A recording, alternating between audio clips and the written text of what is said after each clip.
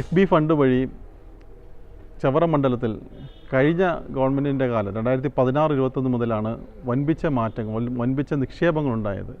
പ്രത്യേകിച്ചും പശ്ചാത്തല സൗകര്യ വികസനത്തിനും അതുപോലെ വിദ്യാഭ്യാസ മേഖലയിലും ആരോഗ്യ മേഖലയിലുമൊക്കെ നിരവധി വികസന പ്രവർത്തനങ്ങളാണ് ഈ കാലഘട്ടത്തിൽ നടന്നത്.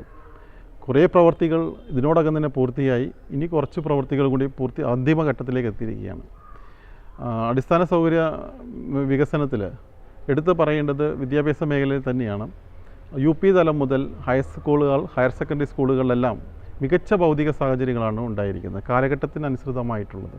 ഇപ്പോൾ ചവറ സൗത്ത് UP സ്കൂളിൽ മികച്ച കെട്ടിട സൗകര്യങ്ങളുണ്ടായി. പ്രൈമറി തലത്തിന് അന്താരാഷ്ട്ര നിലവാരത്തിലുള്ള സൗകര്യങ്ങളാണ് അവതരിക്കുന്നത്. ബഹുമാനപ്പെട്ട പൊതുവിദ്യാഭ്യാസ വകുപ്പ് മന്ത്രി അതിന് നേരിട്ട് വന്ന് തന്നെ 2021-22 തന്നെ അത് ഉദ്ഘാടനം ചെയ്യുകയുണ്ടായി. അന്ന് തൊട്ടേ കുട്ടികൾ ആ സ്കൂളിൽ ഇപ്പോൾ അതിൻ്റെ കാരണത്താൽ തന്നെ മികച്ച വിദ്യാർത്ഥികളുടെ ഒരു ഒഴുക്ക് തന്നെ ഉണ്ടാകുകയുണ്ട് ആ സ്കൂളിലേക്ക്.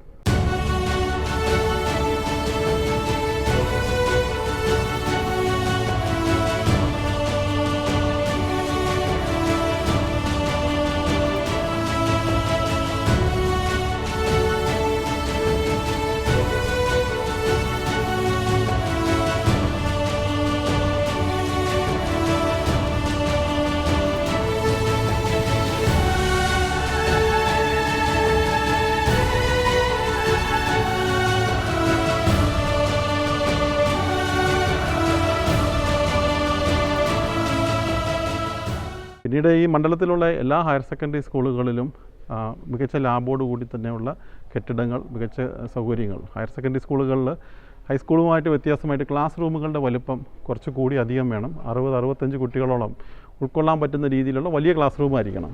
അപ്പോൾ അതിനുള്ള സൗകര്യങ്ങളില്ലായിരുന്നു. അപ്പോൾ ഈ കഴിഞ്ഞ ഗവൺമെൻറ്റിൻ്റെ കാലം തൊട്ടാണ് അതിന് വലിയ മാറ്റം വരുത്തിക്കൊണ്ട് എല്ലാ സ്കൂളുകളും, പയ്യൻകോയിക്കൽ സ്കൂളിൽ 5 കോടി രൂപയുടെ കിഫ്ബി ഫണ്ടും പിന്നെ തദ്ദേശികമായിട്ട് എടുത്തിട്ടുള്ള MLA ഫണ്ട് അടക്കമുള്ള 1 കോടി രൂപയും എല്ലാം ചേർത്തിട്ട് 6 കോടി രൂപയുടെ വലിയ വികസനമാണ് അവിടെ നടന്നിരിക്കുന്നത്.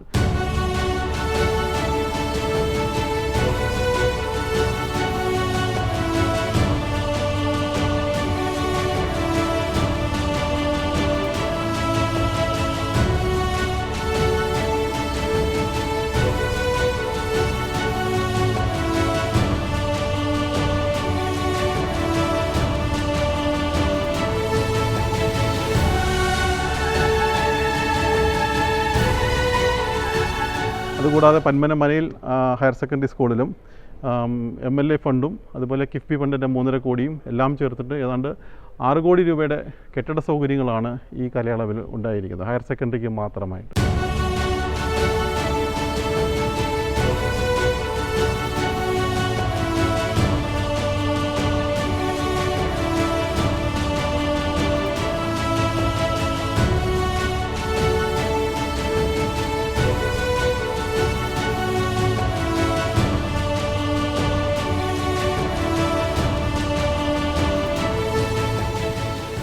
അതുപോലെ തന്നെയാണ് കൊറ്റംകുളങ്ങര സ്കൂളിൽ കിഫ്ബി ഫണ്ട് വഴി ലാബ് സൗകര്യങ്ങൾ, മികച്ച ലാബുകൾ ഉണ്ടായി. വള്ളിക്കീഴ് ഹയർ സെക്കൻഡറി സ്കൂളിലും 3.5 കോടി രൂപയുടെ അടിസ്ഥാന സൗകര്യ വികസനത്തിനുണ്ടായി. മികച്ച ലാബോട് കൂടിയുള്ള കെട്ടിട സൗകര്യങ്ങളാണ് അവിടെയും ഹയർ സെക്കൻഡറി വിഭാഗത്തിന് ലഭിച്ചിരിക്കുന്നത്.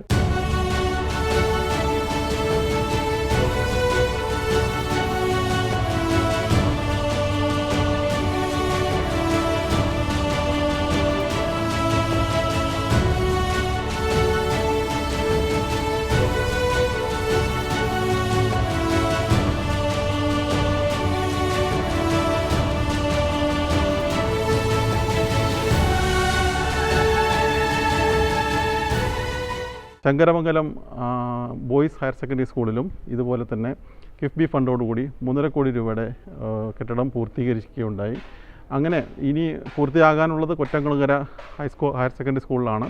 അതും കിലയുടെ നേതൃത്വത്തിലാണ് പ്രവൃത്തി തുടങ്ങിക്കഴിഞ്ഞു.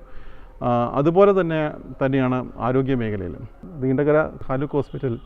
അത് പേരിൽ മാത്രമേ ഈ പറഞ്ഞ കണക്ക് താലൂക്ക് ഹോസ്പിറ്റലുള്ളൂ. നേരത്തെ കമ്മ്യൂണിറ്റി ഹെൽത്ത് സെൻ്ററിൻ്റെ സൗകര്യത്തിൽ മാത്രം ആയിരുന്നു ഉള്ളത്. ഇപ്പോൾ ഏതാണ്ട് 46 കോടി രൂപയുടെ വികസന പ്രവർത്തനങ്ങളാണ് ആ ആശുപത്രി സമുച്ചയത്തിൽ നടന്നുകൊണ്ടിരിക്കുന്നത്. അതതിൻ്റെ പൂർത്തീകരണ സ്റ്റേജിലേക്ക് എത്തിയിരിക്കുകയാണ്.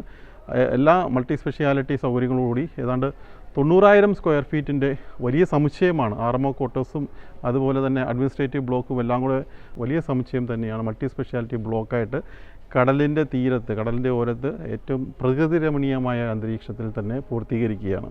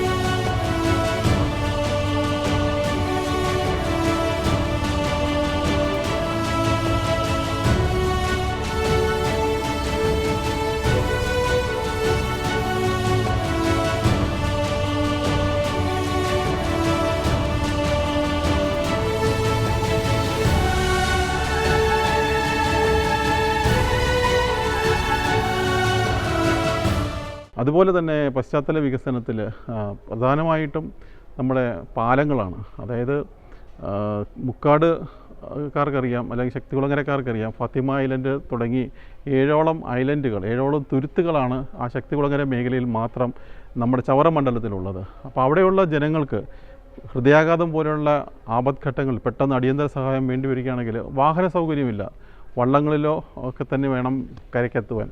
അതിനൊരുപാട് കാലതാമസം വരും. ദിവസവും കൊച്ചു കുട്ടികൾ വരെ സ്കൂളുകളിൽ പോകണമെന്നുണ്ടെങ്കിൽ ഈ പറഞ്ഞ കണക്ക് ചെറുവള്ളങ്ങളിൽ പോകേണ്ട അവസ്ഥയായിരുന്നു. അപ്പം അങ്ങനെ അത് മാത്രമല്ല, അവിടുത്തെ പിന്നോക്കാവസ്ഥ, കുടിവെള്ളം ഒക്കെ എത്തുന്നുണ്ടെങ്കിലും അടിക്കടി ഈ ബോട്ട് ചാനലിൻ്റെ അടിയിലൂടെയുള്ള പൈപ്പായതിനാൽ അത് അടിക്കടി ബ്രേക്ക് ചെയ്തുകൊണ്ടുള്ള പ്രശ്നങ്ങളെല്ലാം ഉണ്ടായിരുന്നു. കുടിവെള്ളം മുട്ടുന്ന പ്രശ്നങ്ങളുണ്ടായിരുന്നു. അപ്പോൾ അവിടെയാണ് കിഫ്ബി ഫണ്ടോടുകൂടി ഏതാണ്ട് 21 കോടി രൂപയുടെ ഫണ്ടോടുകൂടി മുക്കാട്ട് കടവിൽ നിന്നും ഫാത്തിമ ഐലൻഡിലേക്കും ഫാത്തിമ ഐലൻഡിൽ നിന്നും അരുളപ്പം തുരുത്തിലേക്കും 2 പാലങ്ങൾ, അതും ഈ 2 മാസത്തിനുള്ളിൽ അതിൻ്റെ പൂർത്തീകരണം കഴിഞ്ഞ് നാടിന് സമർപ്പിക്കപ്പെടുകയാണ്. ഇപ്പോൾ തന്നെ സാമൂഹ്യമായിട്ട് ഈ പാലം വന്ന് തീരുന്നതിന് മുമ്പ് വലിയ മാറ്റങ്ങളാണ് വന്നിരിക്കുന്നത്. അത് ജനങ്ങൾക്ക് തന്നെ പ്രത്യക്ഷത്തിൽ അനുഭവപ്പെടുന്ന കാര്യമാണ്. അവരെല്ലാം വലിയ സന്തോഷത്തോടെ കുടിവെള്ളത്തിൻ്റെ പൈപ്പ് ലൈനൊക്കെ മാറ്റിയപ്പോൾ തന്നെ നിരന്തരമുണ്ടാകുന്ന വാട്ടർ സപ്ലൈയിലുള്ള ബ്രേക്ക്, അതിനെല്ലാം ശാശ്വതമായിട്ടൊരു പരിഹാരമുണ്ടായി.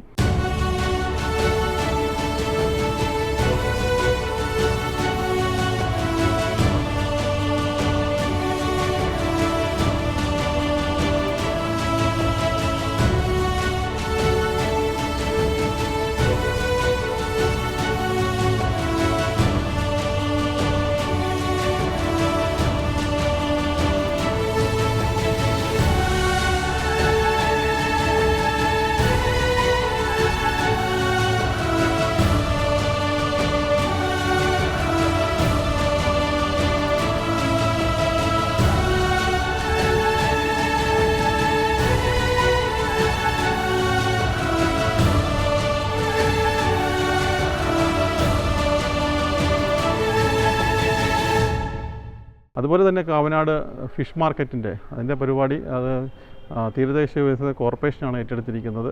ഏതാണ്ട് 2 കോടി രൂപ ചിലവിലാണ് ഫിഷ് മാർക്കറ്റ് കിഫ്ബി ഫണ്ടോടുകൂടി തന്നെ പുനർനിർമ്മിക്കുകയാണ്. അതിൻ്റെ പ്രവർത്തികളും ആരംഭിക്കാൻ പോവുകയാണ്.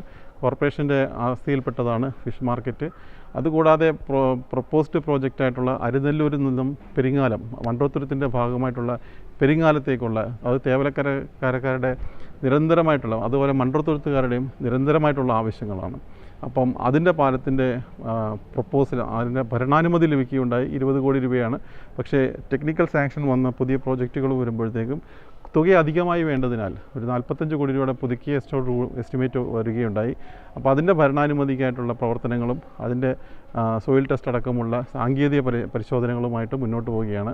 അങ്ങനെ നിരവധിയായിട്ടുള്ള പശ്ചാത്തല മേഖലയുടെ വികസനത്തിന് നിരവധിയായിട്ടുള്ള പദ്ധതികളാണ് കിഫ്ബിയുടെ ഫണ്ട് ഉപയോഗിച്ചുകൊണ്ട് നമ്മുടെ നാട്ടിൽ വിവിധ ഏജൻസികൾ പണി പൂർത്തിയാക്കിയിരിക്കുന്നത്.